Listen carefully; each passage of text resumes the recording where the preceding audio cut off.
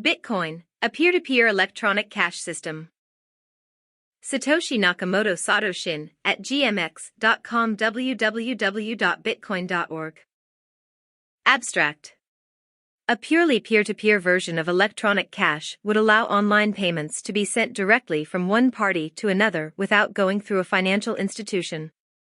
Digital signatures provide part of the solution, but the main benefits are lost if a trusted third party is still required to prevent double spending. We propose a solution to the double spending problem using a peer-to-peer network. The network timestamps transactions by hashing them into an ongoing chain of hash-based proof of work, forming a record that cannot be changed without redoing the proof of work. The longest chain not only serves as proof of the sequence of events witnessed, but proof that it came from the largest pool of CPU power. As long as a majority of CPU power is controlled by nodes that are not cooperating to attack the network, they'll generate the longest chain and outpace attackers.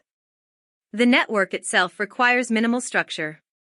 Messages are broadcast on a best effort basis, and nodes can leave and rejoin the network at will, accepting the longest. Proof of work chain is proof of what happened while they were gone. 1. Introduction. Commerce on the internet has come to rely almost exclusively on financial institutions serving as trusted third parties to process electronic payments.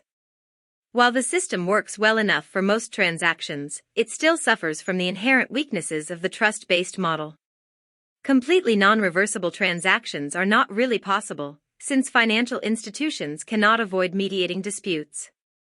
The cost of mediation increases transaction costs, limiting the minimum practical transaction size, and cutting off the possibility for small casual transactions, and there is a broader cost in the loss of ability to make non-reversible payments for non-reversible services. With the possibility of reversal, the need for trust spreads. Merchants must be wary of their customers, hassling them for more information than they would otherwise need. A certain percentage of fraud is accepted as unavoidable. These costs and payment uncertainties can be avoided in person by using physical currency, but no mechanism exists to make payments over a communications channel without a trusted party. What is needed is an electronic payment system based on cryptographic proof instead of trust, allowing any two willing parties to transact directly with each other without the need for a trusted third party. Transactions that are computationally impractical to reverse would protect sellers from fraud, and routine escrow mechanisms could easily be implemented to protect buyers. In this paper, we propose a solution to the double spending problem, using a peer-to-peer distributed timestamp server to generate computational proof of the chronological order of transactions. The system is secure as long as honest nodes collectively control more CPU power than any cooperating group of attacker nodes. 1. 2. Transactions. We define an electronic coin as a chain of digital signatures.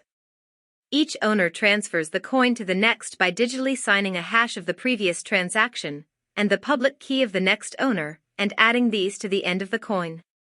A payee can verify the signatures to verify the chain of ownership. The problem, of course, is the payee can't verify that one of the owners did not double spend the coin. A common solution is to introduce a trusted central authority, or mint, that checks every transaction for double spending. After each transaction, the coin must be returned to the mint to issue a new coin, and only coins issued directly from the mint are trusted not to be double spent. The problem with this solution is that the fate of the entire money system depends on the company running the mint, with every transaction having to go through them, just like a bank. We need a way for the payee to know that the previous owners did not sign any earlier transactions. For our purposes, the earliest transaction is the one that counts, so we don't care about later attempts to double spend. The only way to confirm the absence of a transaction is to be aware of all transactions. In the mint-based model, the mint was aware of all transactions and decided which arrived first. To accomplish this without a trusted party, transactions must be publicly announced, 1, and we need a system for participants to agree on a single history of the order in which they were received. The payee needs proof that at the time of each transaction, the majority of nodes agreed it was the first received. 3. Timestamp server. The solution we propose begins with a timestamp server. A timestamp server works by taking a hash of a block of items to be timestamped and widely publishing the hash, such as in a newspaper or Usenet post, 2 to 5. The timestamp proves that the data must have existed at the time, obviously, in order to get into the hash. Each timestamp includes the previous timestamp in its hash, forming a chain, with each additional timestamp reinforcing the ones before it. 2. Block. Item. Hash. Block. Item. Hash. Transaction. Owner 1's public key. Owner 0's signature. Hash. Transaction. Owner 2's public key. Owner 1's signature. Hash verify. Transaction. Owner 3's public key. Owner 2's signature. Hash verify. Owner 2's private key. Owner 1's private key. Sign. Owner 3's private key. 4. Proof of work. To implement a distributed timestamp server on a peer-to-peer basis, we will need to use a proof of work system similar to Adam Back's Hashcash 6, rather than newspaper or Usenet posts. The proof of work involves scanning for a value that when hashed, such as with SHA-256, the hash begins with a number of 0 bits. The average work required is exponential in the number of 0 bits required, and can be verified by executing a single hash. For our timestamp network, we implement the proof of work by incrementing a nonce in the block until a value is found that gives the block's hash the required 0 bits. Once the CPU effort has been expended to make it satisfy the proof of work, the block cannot be changed without redoing the work. As later blocks are chained after it, the work to change the block would include redoing all the blocks after it. The proof of work also solves the problem of determining representation in majority decision-making. If the majority were based on one IP address, one vote, it could be subverted by anyone able to allocate many IPs. Proof of work is essentially one CPU, one vote. The majority decision is represented by the longest chain, which has the greatest proof of work effort invested in it. If a majority of CPU power is controlled by honest nodes, the honest chain will grow the fastest and outpace any competing chains. To modify a passed block, an attacker would have to redo the proof of work of the block and all blocks after it, and then catch up with and surpass the work of the honest nodes. We will show later that the probability of a slower attacker catching up diminishes exponentially as subsequent blocks are added. To compensate for increasing hardware speed and varying interest in running nodes over time. The proof of work difficulty is determined by a moving average targeting an average number of blocks per hour. If they're generated too fast, the difficulty increases. 5. Network. The steps to run the network are as follows. 1. New transactions are broadcast to all nodes. 2. Each node collects new transactions into a block. 3. Each node works on finding a difficult proof of work for its block. 4. When a node finds a proof of work, it broadcasts the block to all nodes. 5. Nodes accept the block only if all transactions in it are valid and not already spent. 6. Nodes express their acceptance of the block by working on creating the next block in the chain, using the hash of the accepted block as the previous hash. Nodes always consider the longest chain to be the correct one, and will keep working on extending it.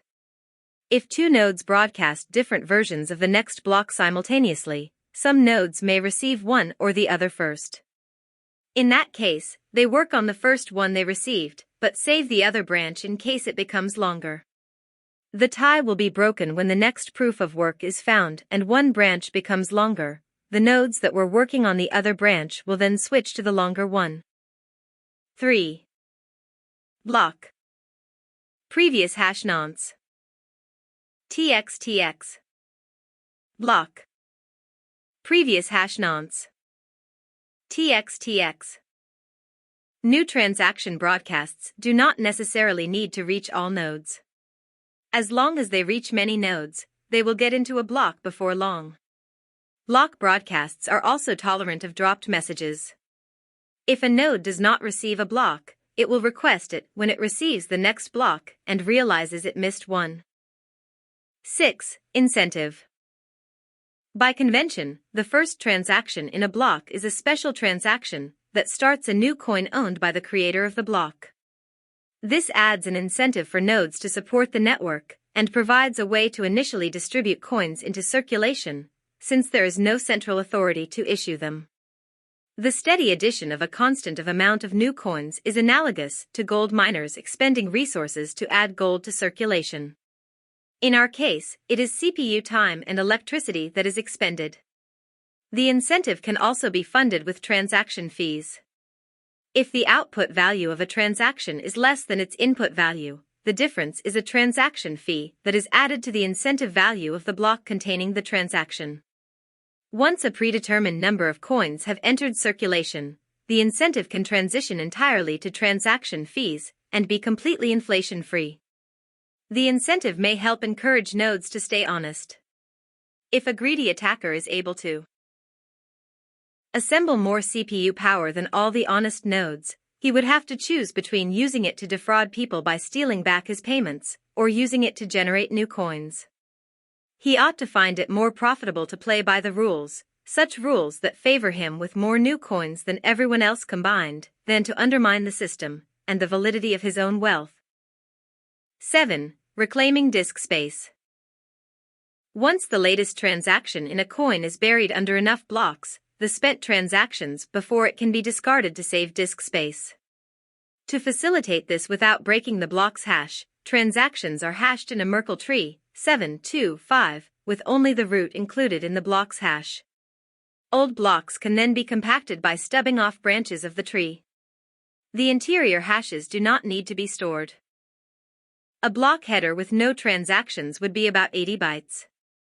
If we suppose blocks are generated every 10 minutes, 80 bytes *6 *24 *365 equals 4.2 megabytes per year.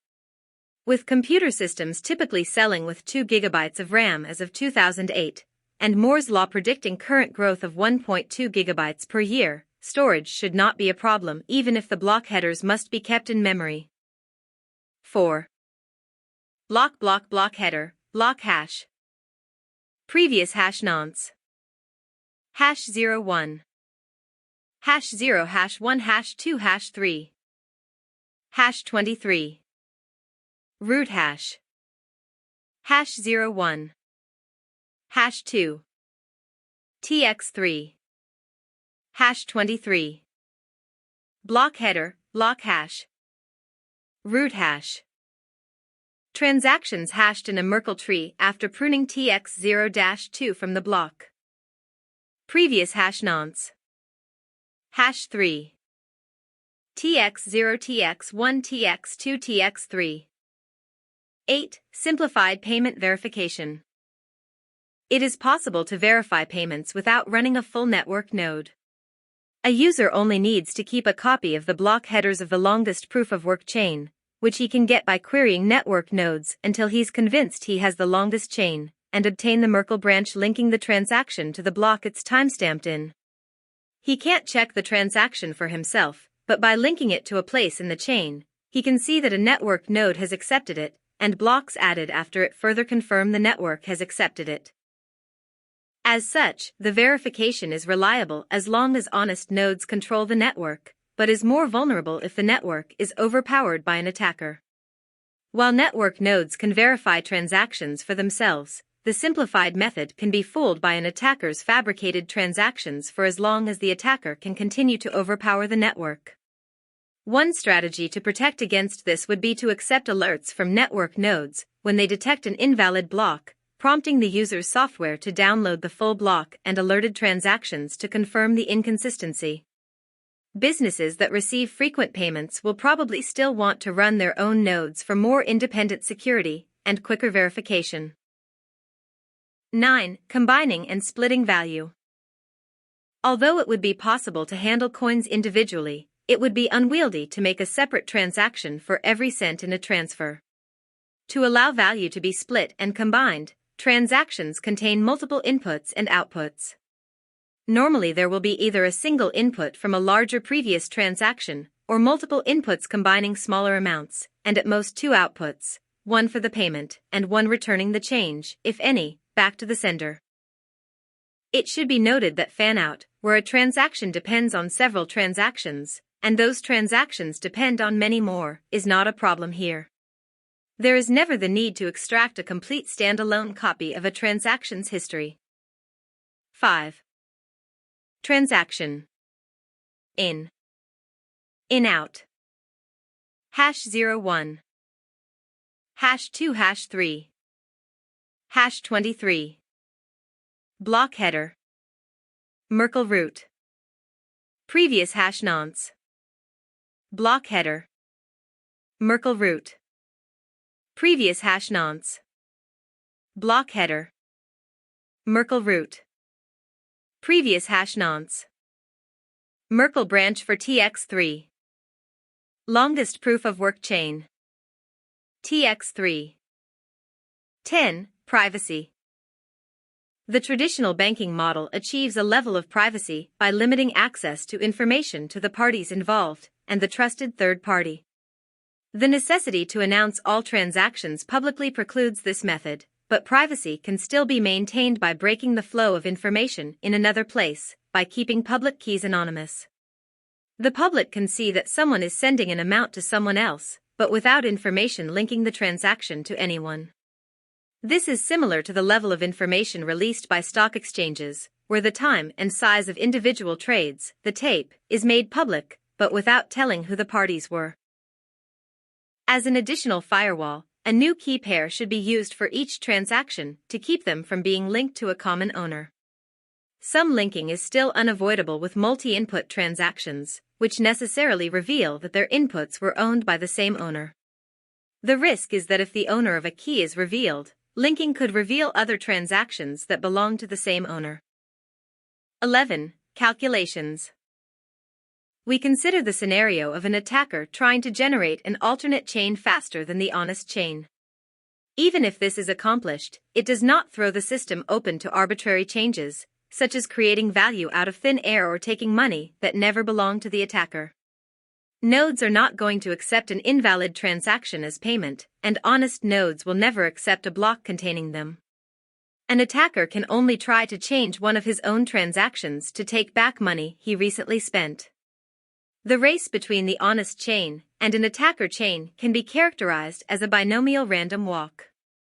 The success event is the honest chain being extended by one block, increasing its lead by +1, and the failure event is the attacker's chain being extended by one block, reducing the gap by -1. The probability of an attacker catching up from a given deficit is analogous to a gambler's. Ruin problem. Suppose a gambler with unlimited credit starts at a deficit and plays potentially an infinite number of trials to try to reach break-even. We can calculate the probability he ever reaches break-even, or that an attacker ever catches up with the honest chain, as follows: 8.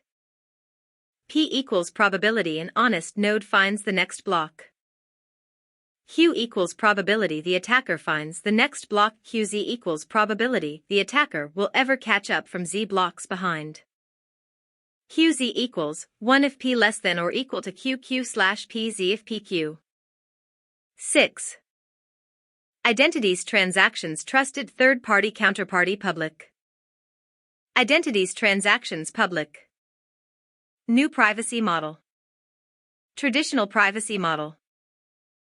Given our assumption that P greater than Q, the probability drops exponentially as the number of blocks the attacker has to catch up with increases. With the odds against him, if he doesn't make a lucky lunge forward early on, his chances become vanishingly small as he falls further behind. We now consider how long the recipient of a new transaction needs to wait before being sufficiently certain the sender can't change the transaction. We assume the sender is an attacker who wants to make the recipient believe he paid him for a while, then switch it to pay back to himself after some time has passed. The receiver will be alerted when that happens, but the sender hopes it will be too late. The receiver generates a new key pair and gives the public key to the sender shortly before signing. This prevents the sender from preparing a chain of blocks ahead of time by working on it continuously until he is lucky enough to get far enough ahead, then executing the transaction at that moment. Once the transaction is sent, the dishonest sender starts working in secret on a parallel chain containing an alternate version of his transaction. The recipient waits until the transaction has been added to a block and Z blocks have been linked after it. He doesn't know the exact amount of progress the attacker has made, but assuming the honest blocks took the average expected time per block, the attacker's potential progress will be a Poisson distribution with expected value equals ZQP. To get the probability the attacker could still catch up now, we multiply the Poisson density for each amount of progress he could have made by the probability he could catch up from that point. Sigma K equals 0.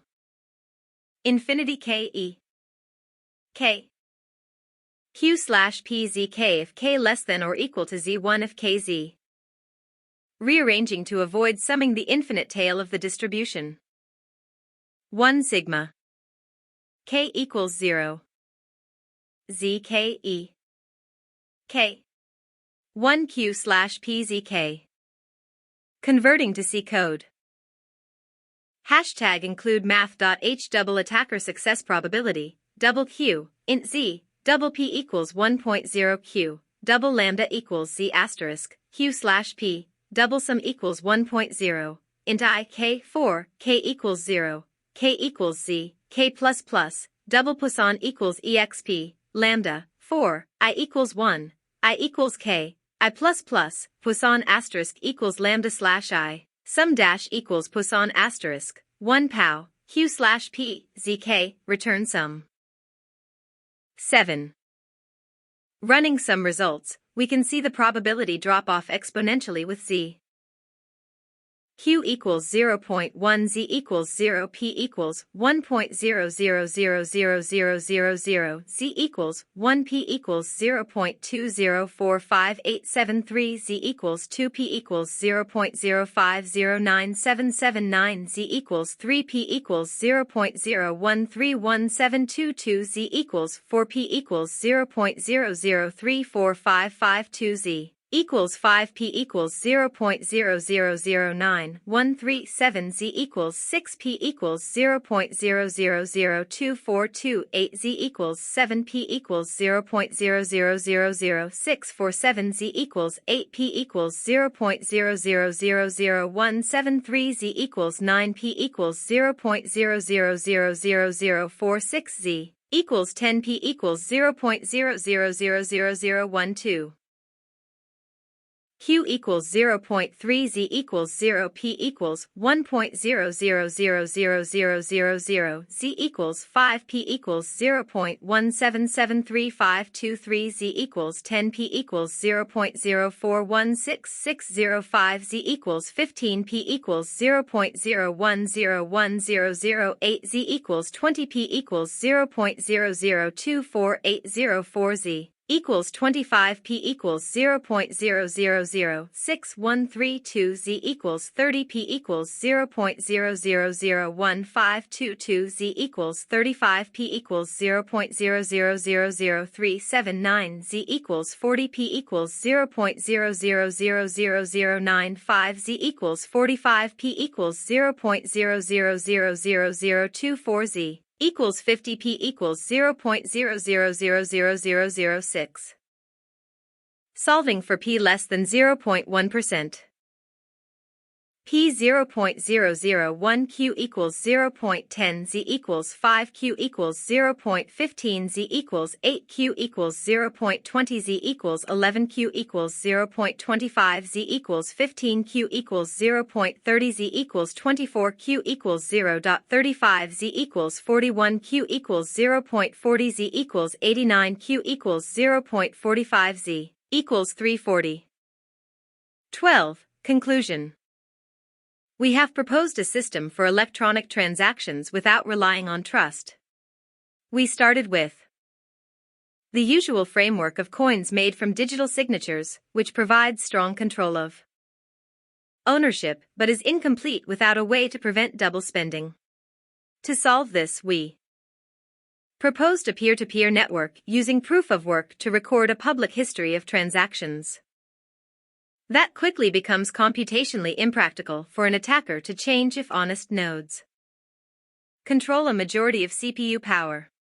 The network is robust in its unstructured simplicity. Nodes work all at once with little coordination. They do not need to be identified, since messages are not routed to any particular place and only need to be delivered on a best effort basis. Nodes can leave and rejoin the network at will, accepting the proof of work chain as proof of what happened while they were gone. They vote with their CPU power, expressing their acceptance of valid blocks by working on extending them, and rejecting invalid blocks by refusing to work on them. Any needed rules and incentives can be enforced with this consensus mechanism. 8. References 1. W.D. Money, http://www.vidai.com/bmoney.txt, 1998. 2. H. Mashas, X.S. Avila, and J.J. Quizquater, Design of a Secure Timestamping Service with Minimal Trust Requirements, in 20th Symposium on Information Theory in the Benelux, May 1999. 3. S. Haber, W. S. Stornetta, How to Timestamp a Digital Document, in Journal of Cryptology, Vol. 3, No. 2, pages 99 to 111, 1991. 4. D. Bayer, S. Haber, W. S. Stornetta, Improving the Efficiency and Reliability of Digital Timestamping, in Sequences 2, Methods in Communication, Security, and Computer Science, pages 329 to 334, 1993. 5. S. Haber, W. S. Stornetta, Secure Names for Bit Strings, in Proceedings of the 4th ACM Conference on Computer and Communications Security, pages 28 to 35, April 1997. 6. A. Back, Hashcash a Denial of Service Countermeasure, http://www.hashcash.org/papers/hashcash.pdf, 2002. 7. R.C. Merkel, Protocols for Public Key Cryptosystems, in PROC, 1980 Symposium on Security and Privacy, IEEE Computer Society, pages 122 to 133, April 1980. 8. W. Feller, An Introduction to Probability Theory and Its Applications, 1957. 9.